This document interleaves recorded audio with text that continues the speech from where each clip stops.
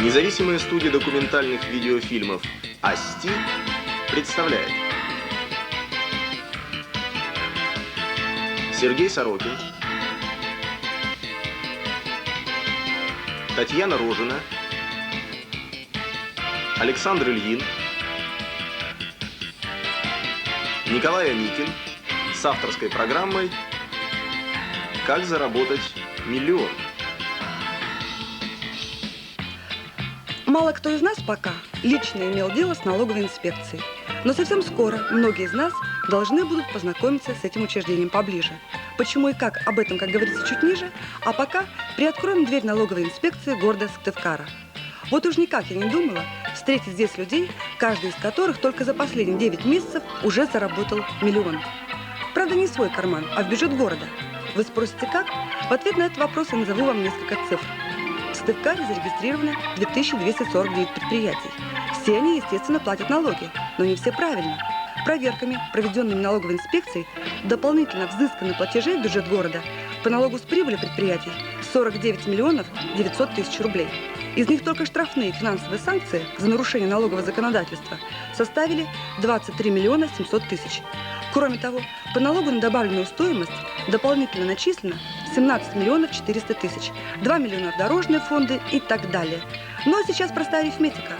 Сначала все эти цифры прибавляем, а затем делим на количество работников налоговой инспекции. И после всех этих расчетов и получается, что каждый инспектор заработал миллион. Улица Орджоникидзе, 28. В течение первых 3 месяцев Нового года практически каждый житель Сыктывкара должен будет прийти сюда и открыть эти парадные двери. Жители других городов, сел и деревень будут открывать другие двери, но тоже налоговой инспекции. Дело в том, что гражданин обязан будет прийти в налоговый орган вот к этим дверям и зайти в кабинет по налогообложению доходов граждан, физических лиц и составить декларацию о своих доходах. Ну, в доход будет включаться заработок с основного места работы, а также все другие заработки, которые будет гражданин получать в течение года не по основному месту работы. Александр Наполеонович Аганезов, начальник отдела налогообложения физических лиц Государственной налоговой инспекции по городу Сыктывкару. Хочу сказать, что граждане, которые получают свой доход только по основному месту работы и других источников существования нету у него, а только основной заработок, то эти граждане в следующем году за 92 год не будут приходить и сдавать декларацию о своих доходах в налоговый орган. А теперь информация для размышления. За укрытие личных доходов полагается штраф в размере до 500 рублей и взыскание всей суммы сокрытого дохода. А за непредоставление декларации штраф в размере 10% от причитающихся к уплате сумм налога. А теперь думайте сами, решайте сами, иметь или не иметь вам дело с налоговой инспекцией. Ровно месяц тому назад, 1 октября, члены жюри, представители фирм-спонсоров нашей программы назвали первого победителя конкурса идей «Как заработать миллион». Вот он, студент Коми-педагогического института Антон Семенов. Сейчас вы узнаете имя следующего обладателя приза в 10 тысяч рублей, победителя октябрьского конкурса. Но сначала, как всегда, коротко об идеях, прозвучавших в прошлой программе. Член-корреспондент Российской академии естественных наук, научный сотрудник Института геологии Коми-научного центра Яков Юдович доходчиво объяснил, как можно зарабатывать крупные суммы в валюте, финансируя в рублях научно-технический журнал «Народное хозяйство Республики Коми». Зарубежные фирмы, проявляющие повышенный интерес к нашей республике и нуждающиеся в серьезной информации научного характера об экономическом потенциале Коми, готовы расплачиваться долларами за приобретение дайджестов, которые Коми-научный центр собирается выпускать на основе этого журнала. Вложив сегодня несколько сотен тысяч обесцененных рублей в издание журнала, завтра вы можете получить десятки тысяч в твердой валюте. Руководитель проектной группы объединения Коми-нефтепродукт Николай Костин в популярной форме изложил свою идею экономии электроэнергии на автозаправочных станциях. По его расчетам получается, что если при подаче топлива в заправочный шланг вместо электроэнергии использовать энергию сжатого воздуха, можно сэкономить миллионы рублей в одной только нашей республике. Независимый фоторепортер из Сыктывкара Вячеслав Шульгин придумал новую игру, которая, на его взгляд, отвечает известному принципу – ловкость рук и никакого мошенничества. Правила игры предельно просты. Попасть монетой в емкость, установленную на дне заполненной водой банки. Казалось бы, чего проще. Направь монету точно в цель, а остальное за тебя сделает закон о направлении силы тяжести, который, несмотря ни на что, действует даже в России. Однако не все так просто. Как показал опыт, произведенный фоторепортером в центре Сыктывкара, лишь каждая пятая попытка оборачивается удачей. Все дело в особых физических свойствах воды, используя которые и играя на интерес, можно за один летний сезон стать миллионером. Любопытно, что после того, как автор рассказал о придуманной им игре в нашей прошлой передаче, зафиксировано несколько попыток со стороны отдельных телезрителей внедрить игру в самые широкие массы трудящихся столицы республики. Ученик 11 класса Сыктывкарской средней школы номер 21 Николай Шарапов считает, что сотни тысяч изобретений, которые безо всякого применения пылятся на полках, это колоссальное богатство, пропадающее в туне. Именно сейчас, в условиях нарождающегося рынка, необходимы посреднические фирмы, которые, наконец, замкнут цепь между идеями изобретателей и их внедрением на производстве. Бизнесмен из США Томас Мозер с каждым своим приездом в нашу республику отмечает все большее стремление людей обзавестись личной собственностью. Люди строят дачи, испытывая жестокий дефицит во всем необходимом для этого. Можно быстро разбогатеть, создав фирму, которая бы сдавала в аренду дачникам строительные инструменты, от самых простейших до самых сложных, считает владелец мебельной фабрики из штата Мэн.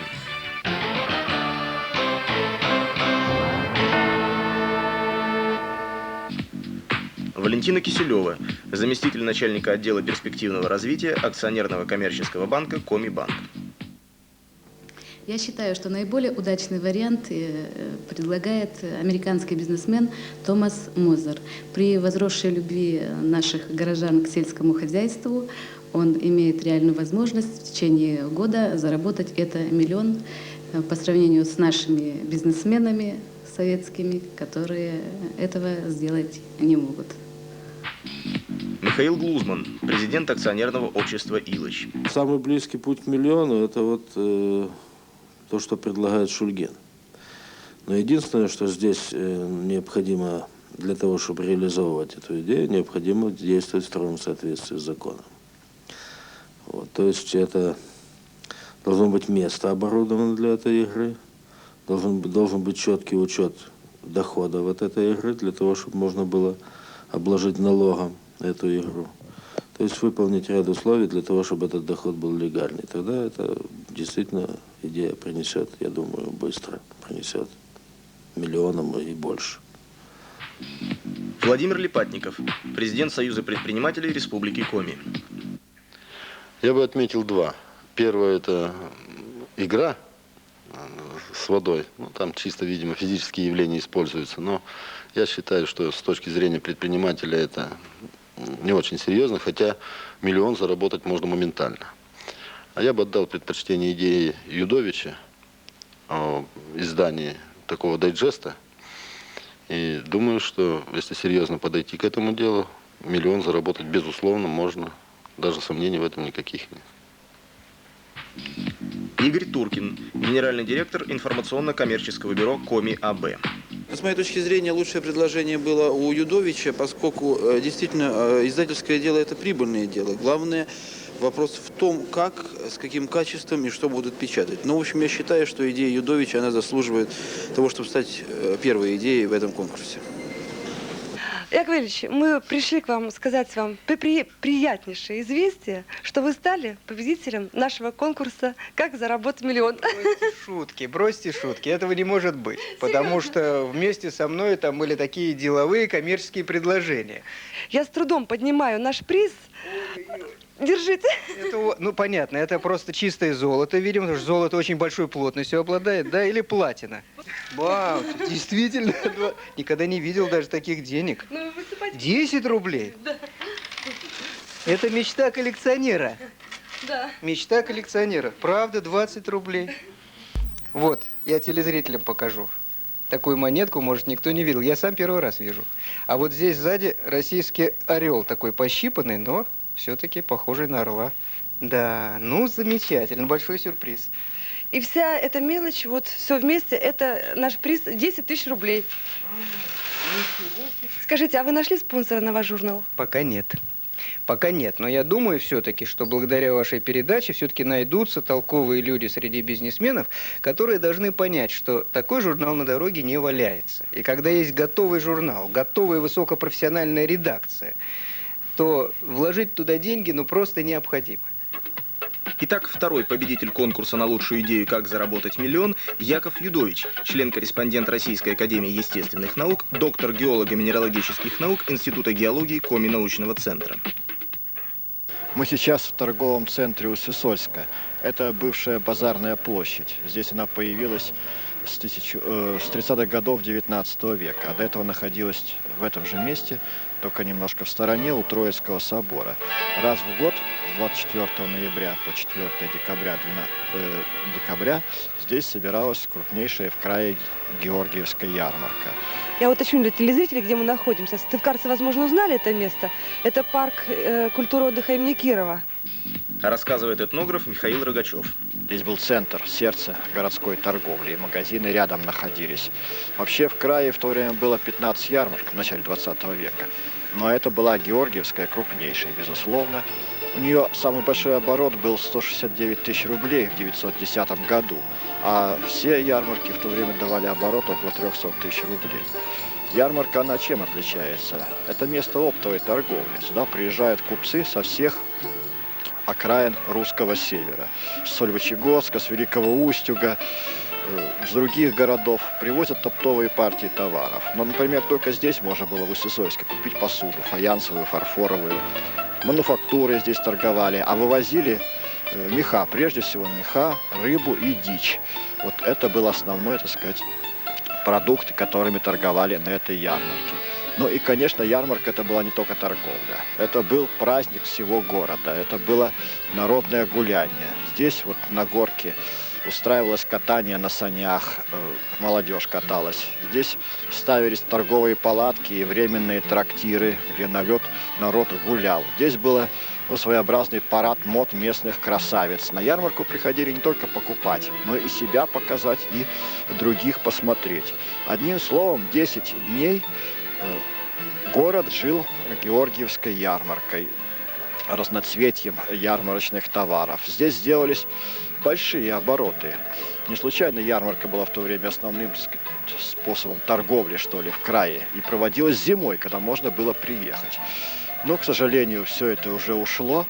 А может быть, учитывая то, что у нас сейчас торговля по-прежнему не бог весь как развита, и стоит восстановить этот старый, забытый, дедовский способ торговли. Может быть, тут-то и можно заработать миллион. Ну а теперь конкурс. И начинает его сегодня один из авторов программы. Что поделаешь, раз пришла человеку в голову идея, и он непременно желает поделиться ею со всеми остальными. Мы со своей стороны надеемся, что беспристрастное жюри будет особенно сурово к конкурсанту, решившему в условиях буржуазных свобод открыто воспользоваться своим служебным положением. Обратите внимание на эту воду. В бокале живая вода, в банке мертвая вода. Мертвая вода – это та вода, которая течет в наших водопроводах. Ну, куда она годна? Она годна только для того, чтобы тушить пожары. Ну, поговорим о живой воде. Живая вода – это та же вода из того же водопровода, но как она была достигнута? Ну, такого качества. Я наливаю из обыкновенного водопровода в кастрюлю воду и ставлю на балкон. Все остальное делает мороз.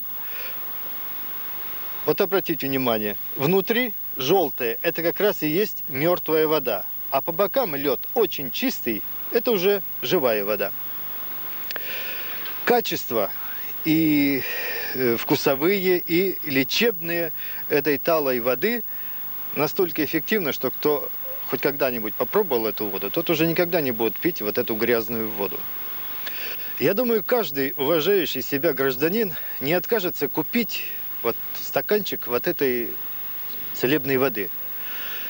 А наладив выпуск и в магазины, в кафе расфасованную воду, мы будем иметь большую прибыль.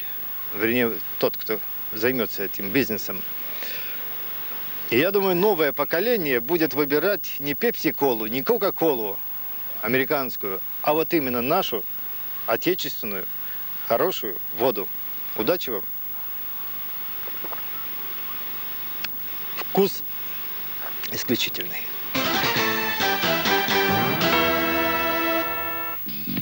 Вадим Горбунов, инженер Сыктывкарского монтажно-наладочного управления. Идея моя очень простая и, пожалуй, доступная для исполнения небольшому творческому самостоятельному коллективу, можно сказать, даже так частному. То есть все прекрасно знают, сыктывкарцы, что у вас в свое время существовал магазин «Сделай сам». В этом магазине можно было купить уголки, трубочки, все, что хочешь. Так вот, моя идея сделать подобный магазин, но в этом магазине должна быть небольшая мастерская. Набор станков небольших, универсальных, ну, к примеру, токарный, фрезерный, сверлильный, наждачный круг. И принимать заказы от покупателей. То есть покупатель подошел, взял что-то, понравилось ему какая-то деталь, трубка, уголок. Ну, ему там немножко что-то надо сделать. Ну, вот он в эту мастерскую отдает, посмотрели, что ему посоветовали, вот так и так. Хорошо, заказ принят, и тут же, может быть, даже при нем этот заказ выполнить. То есть магазин, мастерская. Да, магазин, мастерская, совершенно верно. То есть, не отходя от кассы, сразу же покупатель получает то, что ему нужно. И если пойти дальше, то, в принципе, можно сделать мастерские при каком-то домоуправлении, к примеру. То есть там, где жилой большой массив, можно сделать, и там тоже можно это сделать. Больше того... Подвалы, да? Да, к примеру. Подвалы уже очень много, и они не... Да, они же не заняты практически. То есть там можно оборудовать мастерскую, может быть, даже давать какой-то инструмент в прокат. И на это можно заработать? Можно. Александр Еремишинский, заместитель директора по коммерции одной из туристических фирм Сыктывкара. Ну, мой способ заработать миллион – это одна из игр именно для горожан. То есть для нашего города. Назвал ее «Автолото». Предназначена она для нашего пассажирского автотранспорта. И представляет собой аналогию игры «Спорт-лото». Фактически это получается 5 из 36. Вот мы примерно подсчитали, где-то получается у нас 35-37 городских маршрутов. Вот. Ну и, соответственно, получается карточки, похожие на игру «Спорт-лото». Карточки «Автолото» распространяются, значит, свободными распространителями или же через систему союзпечати. Далее, покупатель, купивший карточки, зачеркивает полюбившиеся маршруты или же маршруты теми, что он почаще всего пользуется. И, соответственно, его карточка поступает в систему игры «Автолото». Далее. На лототроне разыгрываются все городские маршруты. И выпавшие маршруты шариками, или же, положим, это будет электронное табло, вот, соответственно, выигрывают. Система здесь сводится к тому, что даже если покупатель, зачеркнувший любимые маршруты, не выиграл свою карточку «Автолото», то все равно он выигрывает косвенно, то есть своим зачеркнутым маршрутом. То есть фонд, который выделен будет на развитие этого маршрута, финансовый фонд. То есть я понял так, что если, например, выпадает шар на маршрут номер 1, то львиная доля денег направляется как раз на этот маршрут. Конечно. На устройство этого маршрута. Да-да-да, львиная доля денег выделяется именно на этот маршрут, на номер 1. То есть маршрут получает или же новые запчасти, или же новый автобус. Вот, и, соответственно, ни царапин в автобусе номер 1 не будет, и, соответственно, будут все кресла целые. То есть у пассажиров стимул зачеркивать, играя в эту игру, именно свой маршрут? Именно свой маршрут, конечно. И кто может заняться организацией этого автолото? Так, ну, в принципе, система автолото, она придумана мною для пассажирского ТП, но, в принципе, могут организовать эту игру любое акционерное общество, товарищество, даже частное лицо. То есть это игра для небольшого города. По примерным подсчетам, миллион можно выиграть фактически месяц, два, три. Где-то вот так, в этих пределах. Юрий Зайцев, слесарь-жестянщик Ухтинской птицефабрики. Самым стабильным и выгодным товаром в данное время являются энергоносители. В будущем они будут также и выгодным, и надежным товаром. В настоящее время используются наши используемые недры, обедняются. Поэтому надо переходить к использованию ветровой энергии, энергии малых рек. Мной изобретен ветряной двигатель, позволяющий увеличивать мощность ветряного двигателя в несколько раз, не увеличивая диаметра рабочего колеса. Для создания многоцелевых ветродвигателей различной стоимости, различного назначения, различной мощности нужны, конечно, сначала опытные образцы и база. Но этого как такового нет.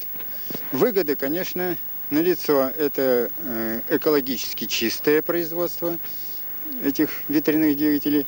Использоваться могут на дачных участках, на небольших поселках. Моего ветродвигателя не найдено достаточно веских аналогов. И я уверен, что в течение 3-4 лет, ну, может быть, даже и 2, его изготовление принесет большие прибыли. Еще выгода его в том, что при производстве мощных ветродвигателей энергия, получаемая от них, может быть тем же товаром, то есть сразу продаваться государству.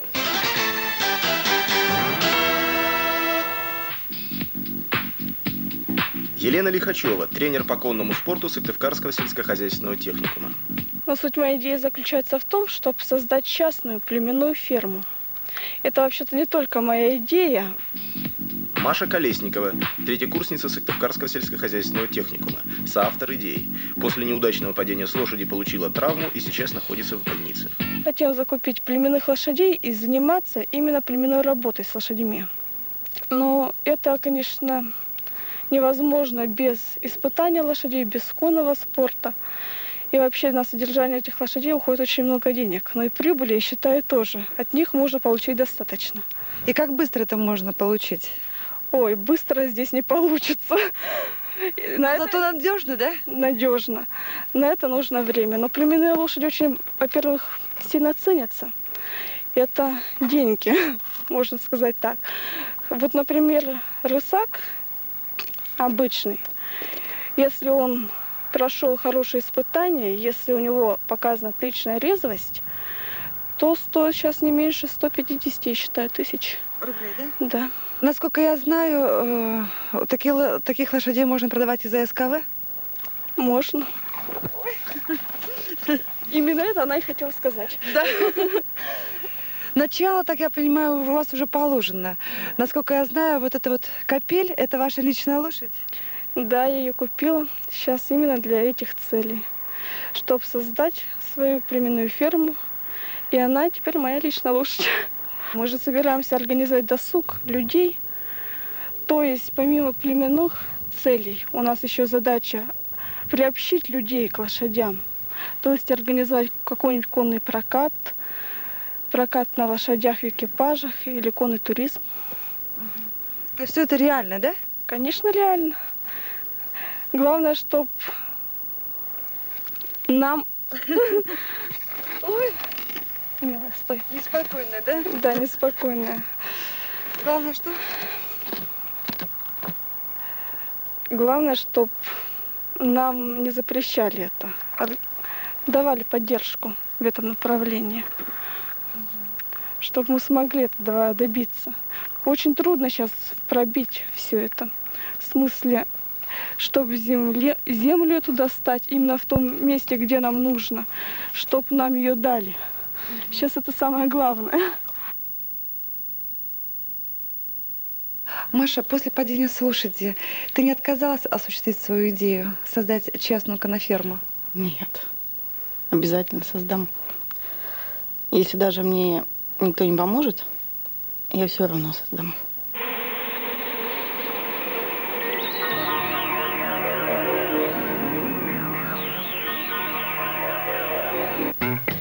Вот и все идеи на сегодня. Ровно через месяц жюри большинством голосов назовет победителя ноябрьского конкурса. Ну а мы, как всегда, ждем ваших предложений на тему о том, как заработать миллион по телефону в Сыктывкаре 32604 или по адресу 167-201, Сыктывкар, абонентский ящик 1130. Мы готовы рассматривать все ваши идеи, господа, какими бы фантастическими они ни казались на первый взгляд. Никаких ограничений, кроме одного, заключенного в названии нашей программы. Два слова о традиционном денежном призе. Ползущая инфляция сделала свое черное дело. 10 тысяч в сентябре – это 15 сегодня. Так что 1 декабря победителя конкурса идей «Как заработать миллион» ждет приз в 15 тысяч рублей. Независимая студия документальных видеофильмов «Асти» создает рекламные ролики и размещает их в авторской программе «Как заработать миллион», а также в самых популярных передачах российского телевидения. И напоминаем, вы смотрели авторскую программу Сергея Сорокина, Татьяны Рожиной, Александра Ильина, Николая Аникина «Как заработать миллион», над которой также работали видеоинженеры Альберт Вьялков, Аркадий Андреев, операторы Николай Богданов, Лев Смирнов, звукорежиссер Нина Елькина, художник Владимир Рожин, голос за кадром Валерий Чернисин.